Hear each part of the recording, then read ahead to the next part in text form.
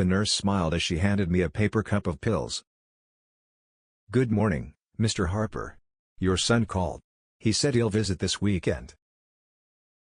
I smiled back. "He said that last weekend too." She looked away. She didn't know what to say. Most people assume the hardest part of growing old is losing your strength. They're wrong. The hardest part is watching the people you trusted most slowly erase you while you're still alive. 3 weeks earlier, I owned a beautiful brick home. 41 years in the same neighborhood. The same porch where my wife and I drank coffee every morning. The same oak tree my son climbed when he was 8. Now, I lived in room 214 of Green Meadows Care Center. A room with beige walls, one window, and furniture that wasn't mine. My name is Richard Harper. I'm 71 years old. For 38 years I owned Harper Electrical Services in Columbus, Ohio. I built that company with one pickup truck, a borrowed ladder, and more determination than money. When I retired, I sold the business. Not for millions, but enough to live comfortably. After my wife, Linda, passed away from cancer, my son, Jason, became my whole family. He visited every Sunday, fixed things around the house, took me to doctor's appointments. I remember telling my neighbor, "I'm one of the lucky ones. I have a son who actually cares." Looking back, I think that's when I stopped paying attention. It started with little things. "Dad, let me pay your bills online." "Dad, you shouldn't be climbing ladders anymore." "Dad, maybe I should keep an extra house key." Each request sounded reasonable. Each one made me feel cared for. Until one afternoon, my doctor looked at Jason instead of me. "We've discussed your father's memory concerns. I think assisted living may be the safest option." I laughed. "Memory concerns? I forgot where I left my reading glasses twice." Jason squeezed my shoulder. "Dad, you've been forgetting more than that." I stared at him. "When?" He didn't answer. Instead, he pulled a notebook from his jacket. Page after page. Dates. Times. Lists of things I supposedly forgot. Leaving the stove on. Missing medications. Driving to the grocery store. And forgetting why. Except, none of it had happened. I opened my mouth to argue. But then my own doctor asked me a question that changed everything. "Mr. Harper, do you remember today's date?"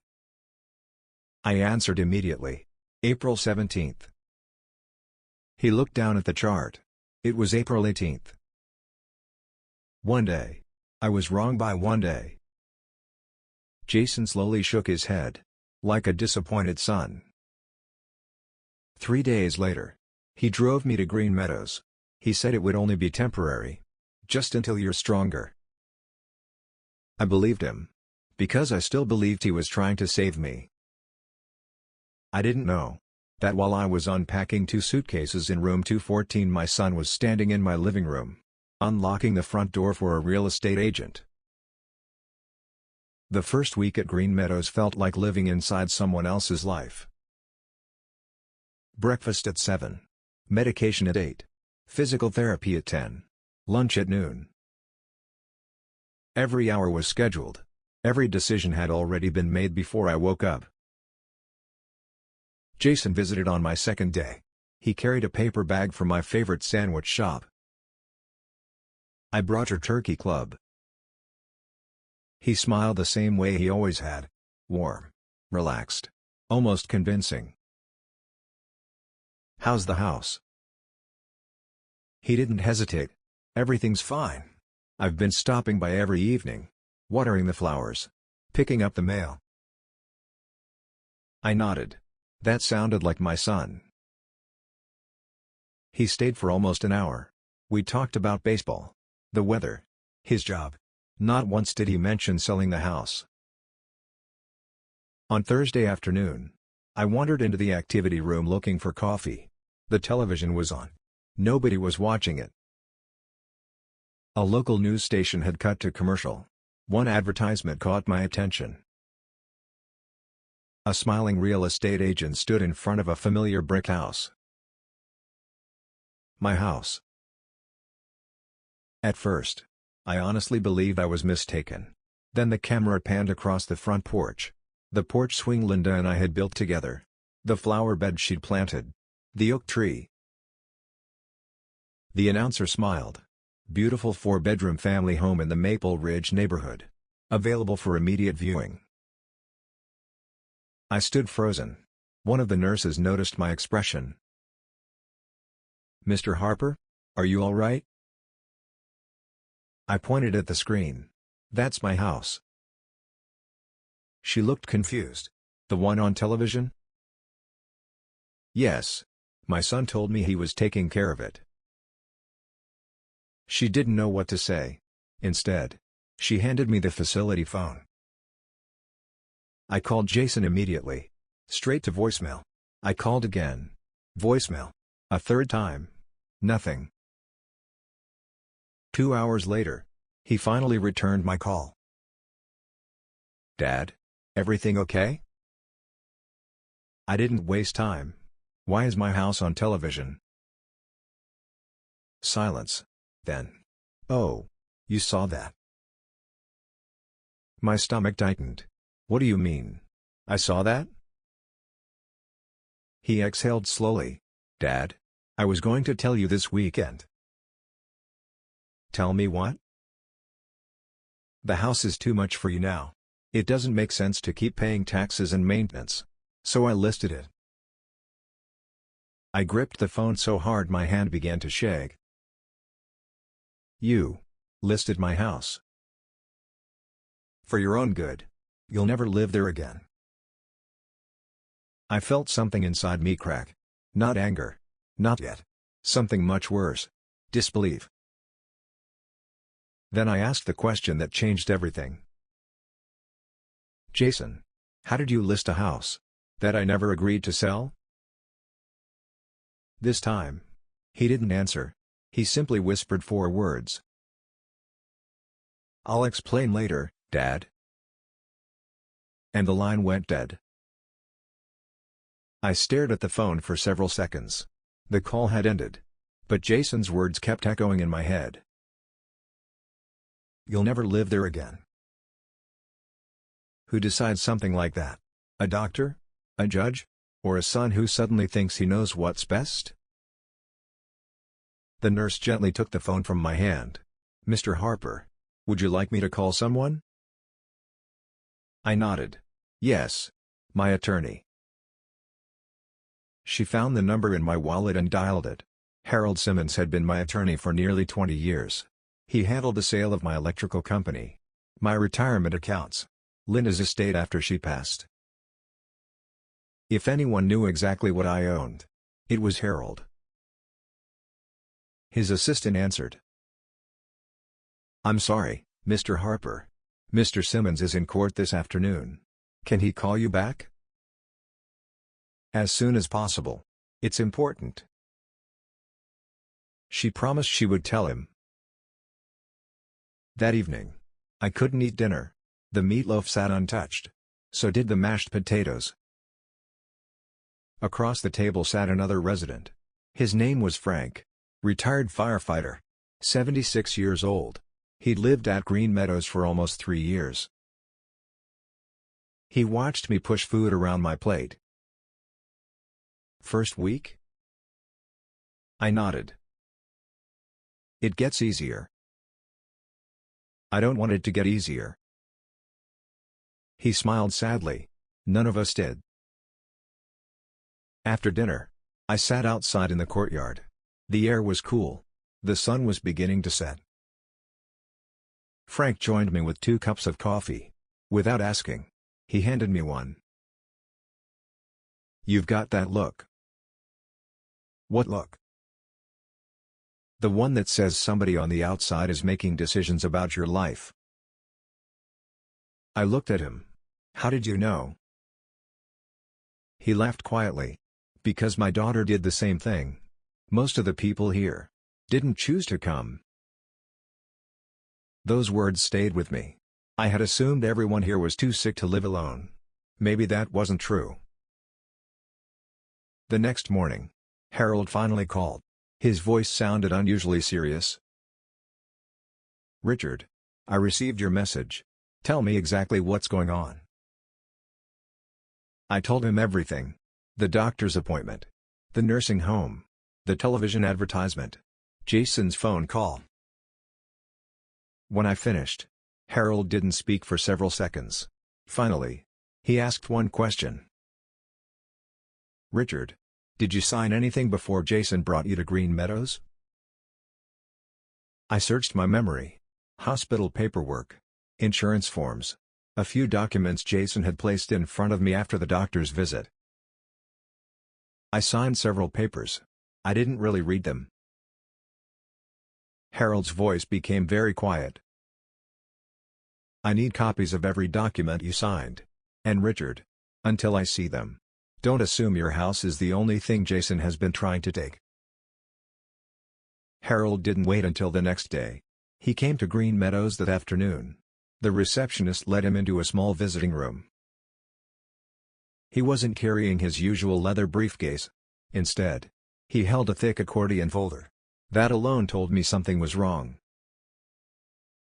Harold sat across from me. "Richard, I'm going to ask you several questions. I need honest answers." "I'll do my best." He opened the folder.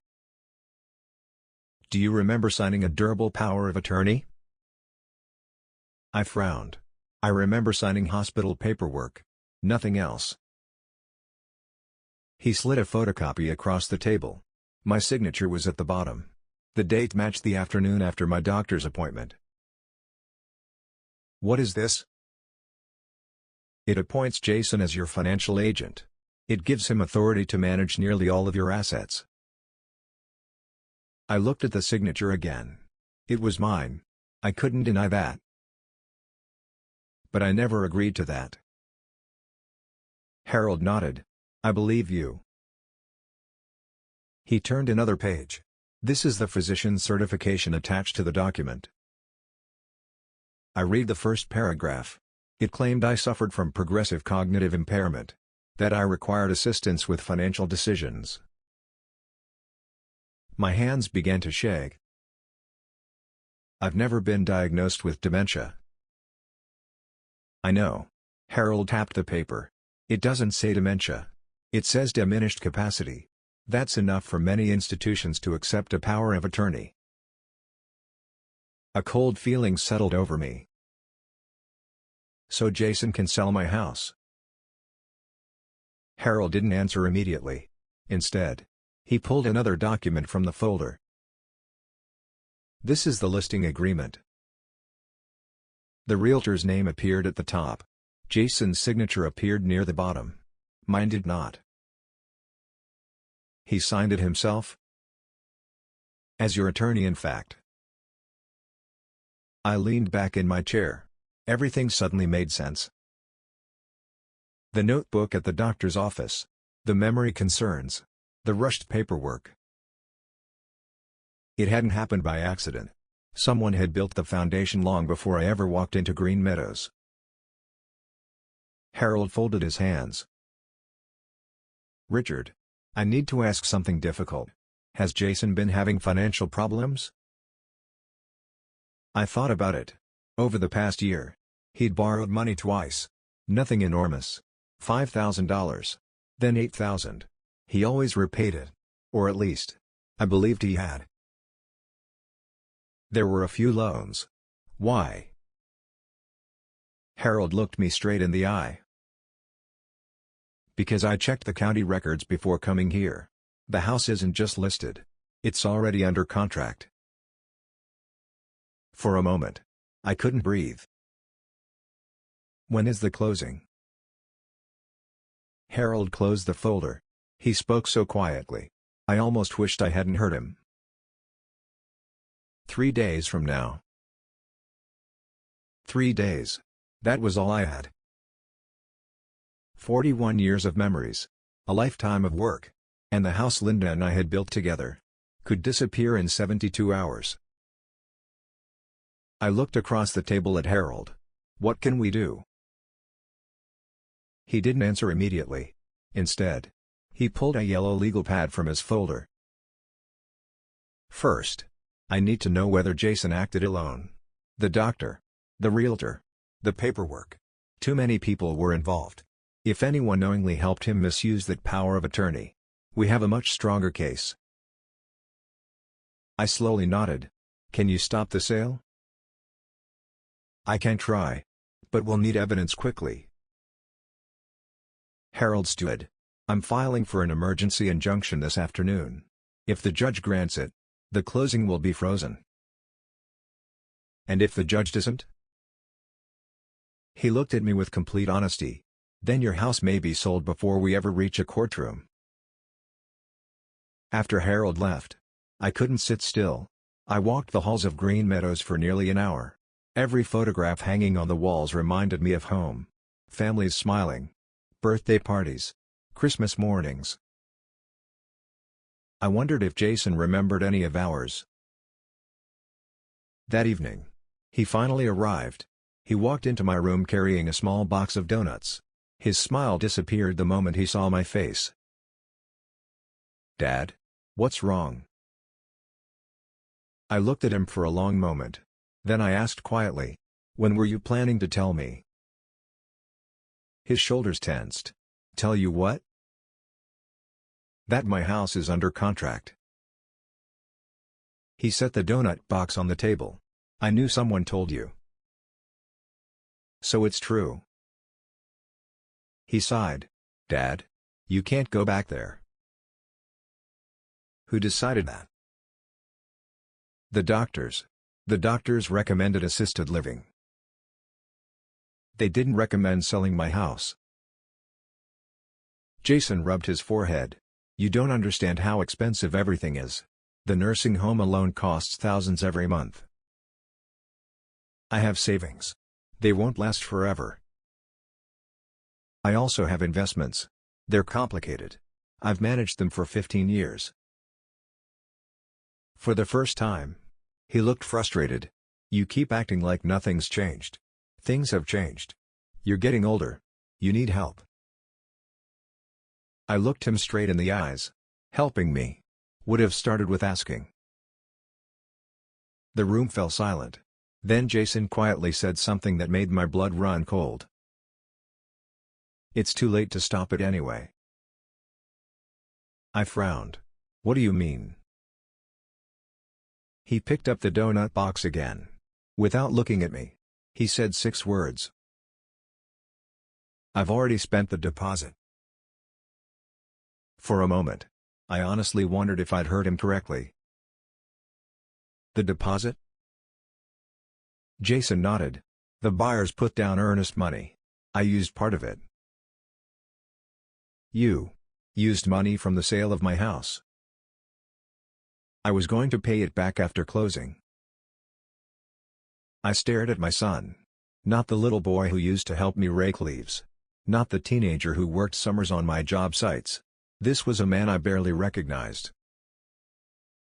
"What did you spend it on?" He looked toward the window. "It doesn't matter." "It matters to me." After several long seconds, he finally answered. "I had debts. Credit cards. Business loans. The mortgage." I frowned. "I thought you and Melissa were doing well." Jason laughed once. It wasn't a happy laugh. "We were pretending. Our business has been losing money for almost 2 years. We refinanced the house. We borrowed against everything. Then the interest rates went up." He rubbed his face with both hands. I couldn't keep up anymore. I listened without interrupting. For the first time, I wasn't hearing excuses. I was hearing desperation.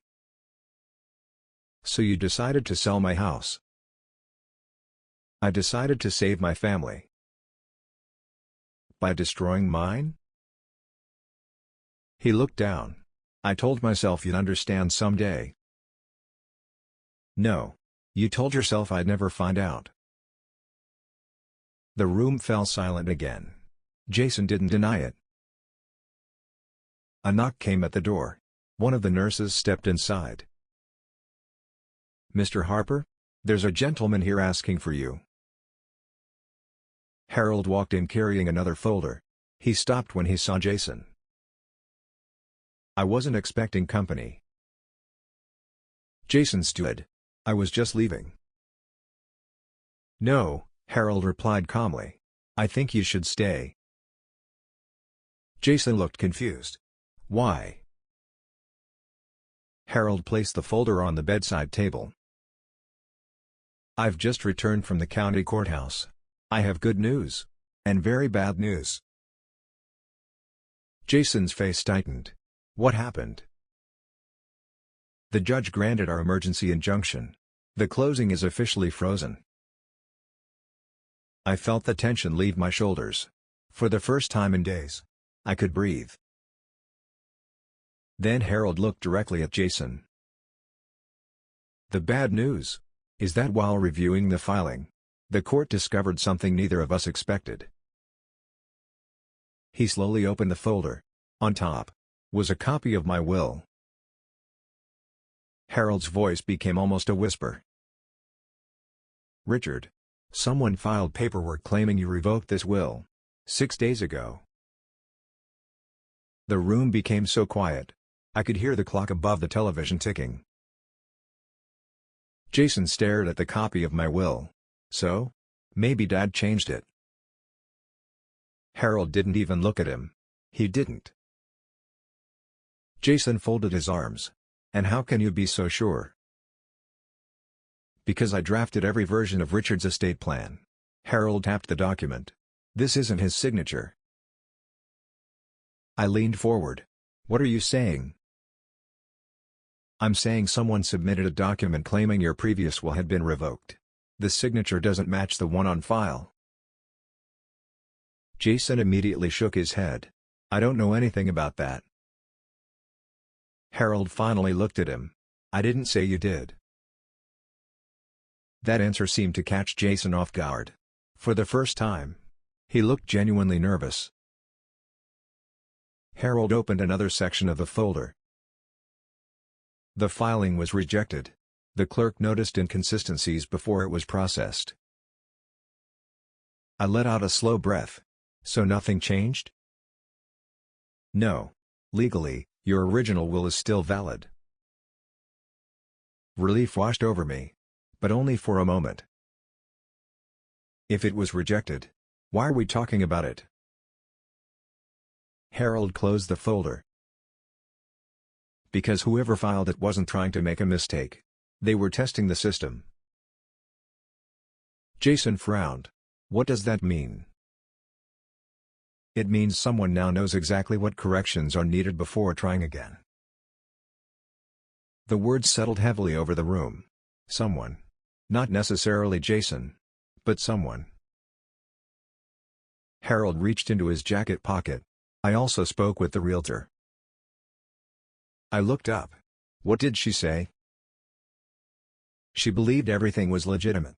Jason presented a valid power of attorney, the doctor's certification, and county record showing no restrictions. Jason quietly muttered, "I told you I didn't do anything illegal." Harold answered immediately.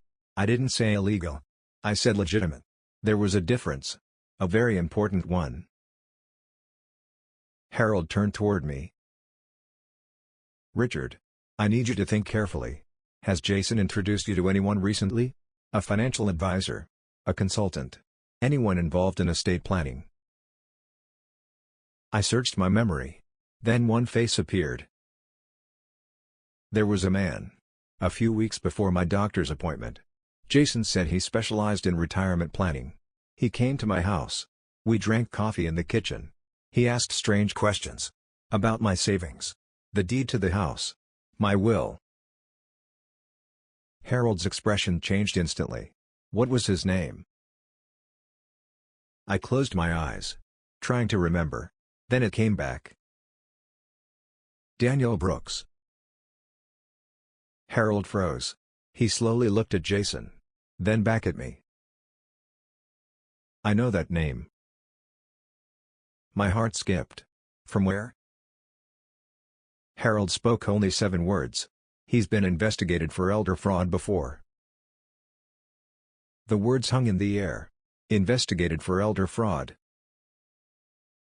I looked at Jason. His expression had changed. Not surprise. Not confusion. Fear. Who is Daniel Brooks? Jason swallowed hard. He's a financial consultant. Harold shook his head. He calls himself that. But that's not what he is. He pulled out his phone. After a few seconds, he turned the screen toward me. An old newspaper article filled the display. The headline read, "Investment Advisor Accused of Targeting Elderly Homeowners." A younger photograph of Daniel Brooks appeared beneath it. It was the same man. The same smile. The same gray suit. I remembered him sitting in my kitchen, complimenting Linda's homemade curtains, asking whether I had anyone to help manage my estate. "I thought he was your friend," I said quietly. Jason rubbed the back of his neck. "I met him through someone at work. He said he specialized in retirement planning." Harold's eyes narrowed. "And did he also suggest the power of attorney?" Jason hesitated. That hesitation answered the question before he spoke. He said it would make things easier, in case Dad's health got worse. Harold leaned back. "So Daniel Brooks recommended the paperwork, introduced you to the realtor, and convinced you selling Richard's house was the smartest financial move?" Jason slowly nodded. "I thought he knew what he was doing." I looked at my son. "Did you ever stop to ask what I wanted?" His eyes filled with regret. "No. I thought I was fixing everything." "For yourself," I replied. He couldn't argue. Harold gathered the papers into a neat stack. "We're dealing with something larger than a family disagreement. If Brooks has done this before, there may be other victims." He stood and buttoned his jacket. "I'm contacting the county investigator this afternoon. I also want every email, every text message, and every document Brooks ever sent." Jason looked exhausted. "I deleted most of them." Harold gave a faint smile. "People always think deleting something makes it disappear. It usually doesn't." Just then, Harold's phone vibrated. He glanced at the screen. His expression immediately hardened. "What is it?" I asked. He looked from me to Jason. "The buyers just withdrew from the sale." I let out a long breath. "They found another house?" Harold slowly shook his head. "No. They received an anonymous phone call this morning. Someone warned them that your house would soon belong to them for half the price." Jason stared in disbelief. Harold quietly folded his phone shut. "Richard, I don't think Daniel Brooks was ever planning to sell your house to those buyers. I think he planned to steal it himself." Steal it himself. Those 4 words refused to leave my mind. I had spent 41 years believing strangers were the biggest danger. Instead, the threat had walked into my home carrying a briefcase, while my own son introduced him. Harold didn't waste another minute. He stepped into the hallway and made 2 phone calls. The first was to the county investigator. The second, to a friend who worked in the recorder's office. Jason and I sat in silence. Neither of us knew what to say. Finally, he looked at me. "Dad, I swear I never wanted someone to steal your house." I believed him. That was the hardest part. I believed he'd been manipulated. But he'd still made every decision himself. "You stopped asking what was right," I said quietly. "You only asked what would solve your problems." He lowered his head. "I know." Harold returned a few minutes later. His face told me the calls hadn't gone as planned. "What happened?" "The investigator already knows Daniel Brooks. He disappeared yesterday. What do you mean? Disappeared?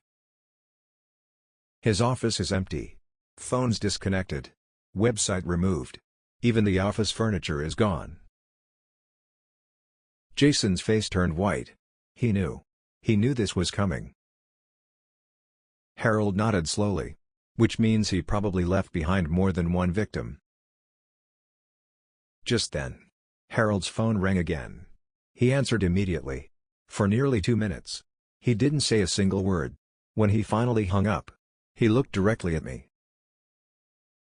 Richard, I finally understand why Brooks wanted your house. What do you mean? Harold opened a map on his tablet. He zoomed in on my neighborhood. Then pointed to a red line running behind my property. The city approved a new highway expansion last month. I looked closer. The planned route passed less than a block away. So? Harold enlarged another document. A commercial development proposal. Hotels. Restaurants. Retail space. Property values in that area are expected to nearly double. My heart sank. He wasn't buying my house because it was worth today's price. Harold nodded. He wanted to hold it for 2 or 3 years. Then sell it for a fortune. Jason buried his face in his hands. Oh my God. For the first time since this nightmare began, I saw genuine horror in my son's eyes. He hadn't been the mastermind. He'd been the doorway. And someone much smarter had walked right through him. Then Harold received one final text message. He read it once. Then again. Without saying a word, he turned the phone toward us. The message contained a single sentence. Daniel Brooks has just been spotted at Richard Harper's house. For a second, none of us moved. Daniel Brooks was at my house. The very house he thought he was about to steal. Harold grabbed his coat. We're leaving. Jason stood immediately. I'll drive. 20 minutes later, we turned onto Maple Ridge Drive. My heart was pounding. From the passenger seat, I could already see my house. The lights were on. A black SUV sat in the driveway. Harold held up a hand. Don't get out yet. Across the street, an unmarked sedan was parked beneath a maple tree. A man stepped out. Khaki jacket. Badge clipped to his belt. County Investigator Mark Ellis. Harold walked over and spoke quietly with him. A few moments later, both men returned. Ellis leaned through Jason's window. We've been watching the house for almost 40 minutes. Brooks isn't alone. There are 2 other men inside. My stomach tightened. What are they doing? We're not sure. But they've been carrying boxes out to the SUV. Boxes. Linda's china. Family photographs. My tools. Everything we'd spent a lifetime collecting. I wanted to go inside. Ellis shook his head. Not yet. We need to catch them in the act. As if on cue, the front door opened. Daniel Brooks walked onto the porch. He was carrying a cardboard file box. Behind him came 2 men with plastic storage bins. Ellis quietly spoke into his radio. 3 unmarked vehicles pulled onto the street. Everything happened at once. Investigators surrounded the driveway. One shouted, "County Investigator! Nobody move!" One of the men dropped his bin. Photographs scattered across the driveway. Another tried to run. He made it only a few steps before an investigator tackled him. Daniel Brooks remained perfectly still. Then, he slowly smiled. "I've been expecting you." Even Ellis looked surprised. Brooks calmly set the file box on the ground. "I wasn't stealing anything. I have written authorization." He reached inside his jacket. An investigator immediately stopped him. "Easy. Just paperwork." Brooks slowly handed Ellis a folded document. Ellis unfolded it. His expression changed instantly. Harold walked over. "What is it?" Ellis handed him the paper. Harold stared at it for several seconds. Then he whispered, "This can't be right." I stepped closer. "What is it?" Harold looked directly at me. His face had gone completely pale.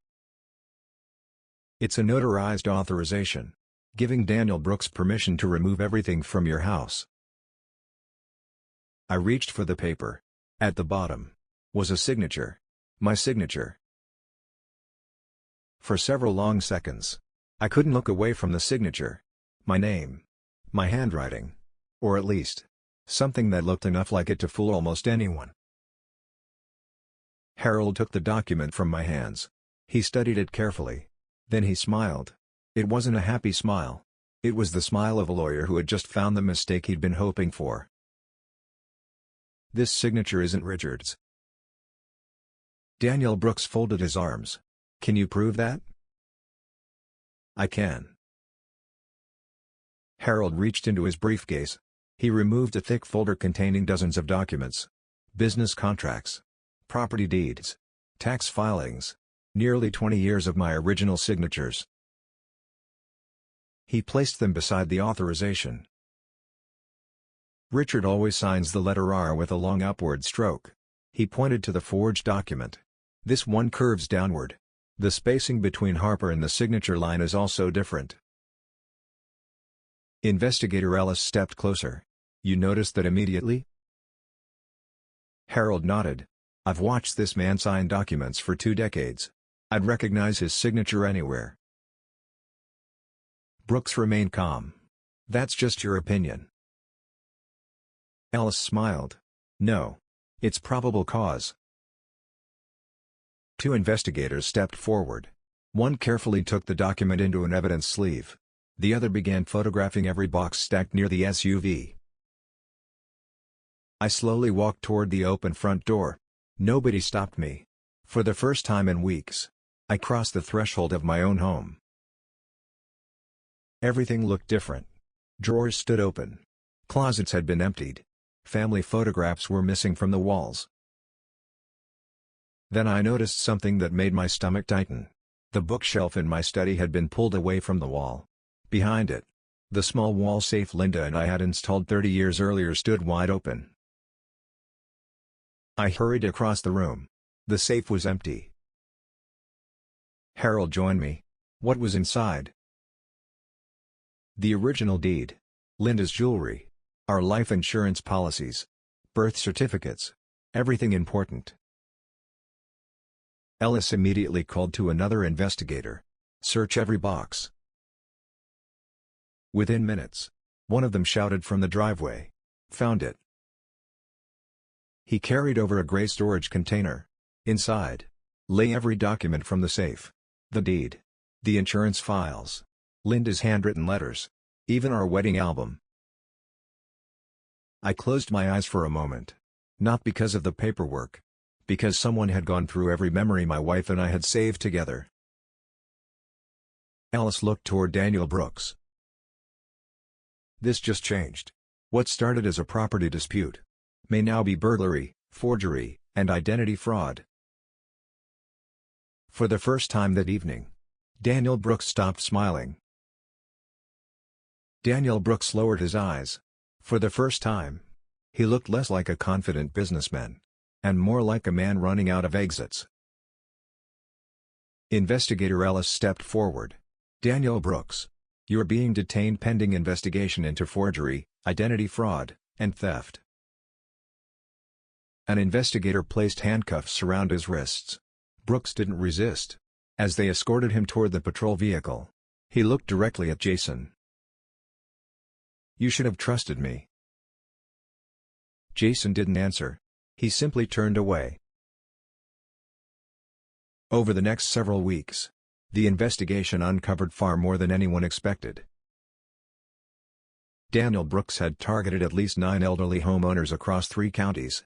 Each case followed the same pattern. Convince a family member to obtain financial authority. Pressure the elderly homeowner into assisted living. quietly prepare the property for resale. Two of those families had already lost their homes. Fortunately, mine became the case that stopped the rest. The forged documents, the fake authorization, and the files recovered from my safe became key pieces of evidence.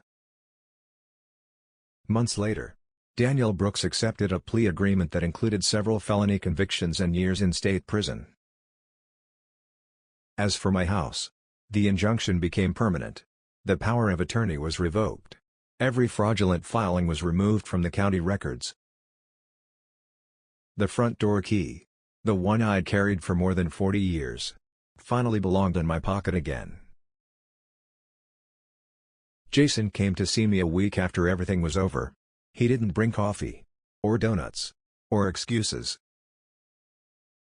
He stood on my porch for nearly a minute before speaking. "Dad, I don't expect forgiveness. I just needed to tell you. I'm sorry." His eyes filled with tears. I thought I was solving my problems. I never realized I was becoming one. I believed he meant every word. But trust isn't repaired by apologies. It's rebuilt through time. I placed a hand on his shoulder. "I love you, Jason. That hasn't changed. But from now on, we do things differently. No more secrets. No more signatures. No more decisions made for me." He nodded. "I understand." A month later, I moved back into my home. The porch swing still creaked. The old oak tree still shaded the yard. Linda's roses bloomed exactly where she'd planted them. Some evenings, I'd sit on the porch with a cup of coffee, watch the neighborhood grow quiet, and think about how close I'd come to losing everything. Not because of strangers. Because I trusted without verifying. Growing older doesn't mean giving up your voice. It doesn't mean surrendering your independence. And it certainly doesn't mean signing papers you haven't read, even if the person handing them to you is your own child.